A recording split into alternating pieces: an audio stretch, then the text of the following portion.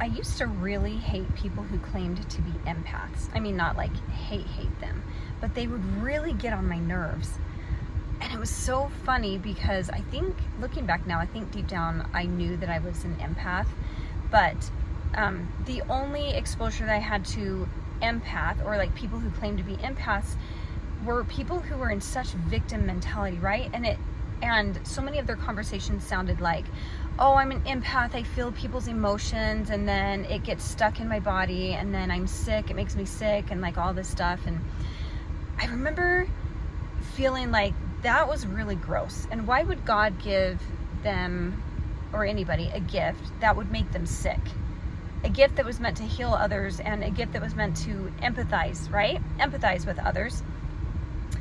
And then turn around and make it something that they had to absorb into their bodies that would make them physically and emotionally sick. And I just couldn't wrap my mind around that and make it make sense until, and I totally learned this during meditation and asking God more about this, until I realized that I am a very, very strong empath. I feel people.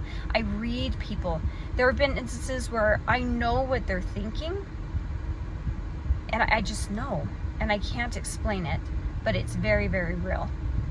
So when I came to that realization, I did a lot of deep soul searching, and I did a lot of talking with God to see now what? Like, I know this, and now what? And I don't want to live in this victim mentality, and I want to know what your plan is for me. Here's what I learned. Here's what I learned. Everybody has empathic gifts. Some are stronger and some are not quite as strong because their gifts are stronger in other areas. So somebody like me, I have very, very strong empathic gifts. Somebody like me,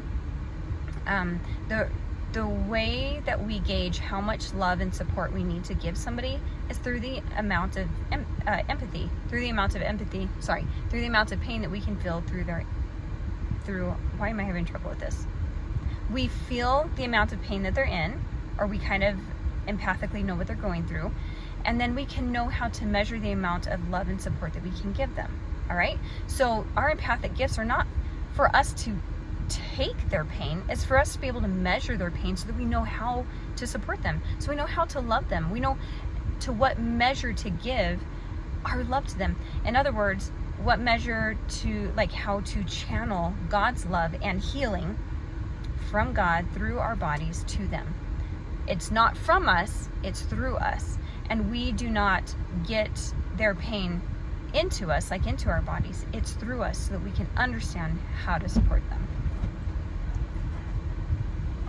I'm here at my son's pickup, so here he is. Anyways, I'm at the end of my thought video anyway. I hope this is helpful, and I hope that you do not negate your beautiful empathic gifts, and you use them to be able to understand how God wants you to support and love the people around you. Just one last thing.